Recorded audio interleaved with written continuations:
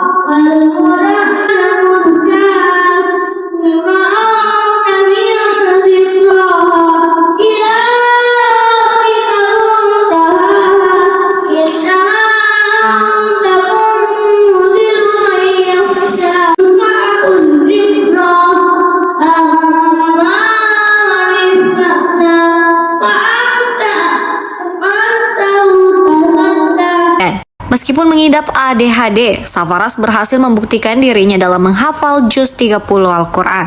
Kegiatan ujian tasmi sebagai program ujian hafalan Al-Quran SD Integral Al-Bayan semester ganjil 2024 yang diselenggarakan dari bulan Agustus hingga November, dan bagi siswa yang telah mengikuti ujian tasmi akan diwisuda pada November tahun 2024.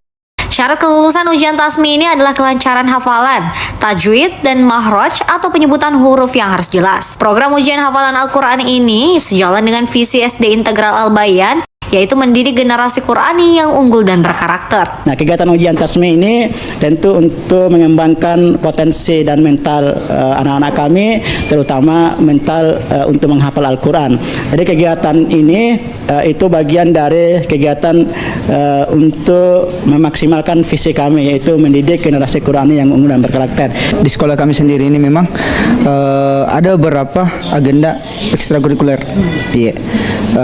Salah satunya mungkin itu tadi kelas tahfiz, ya, di bidang olahraga ada futsal, ada taekwondo, ada karate, dan ada beberapa lagi lainnya. Kalau Safaras sendiri ini dia itu anaknya rasa ingin tahunya itu tinggi, rasa penasarannya dan semangat belajarnya itu di kelas bagaimana ya,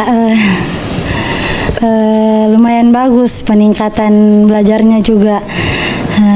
Karena saya juga ajar dia ini dari kelas 3 dan saya sangat merasakan perkembangannya dia di kelas 4. Tidak hanya unggul dalam menghafal Al-Quran, Safaras juga unggul dalam hal akademik. Safaras pernah meraih beberapa juara dalam perlombaan seperti lomba pidato. Zara Sabita Suceng, Andi Muhammad Syafrizal, Unhas TV.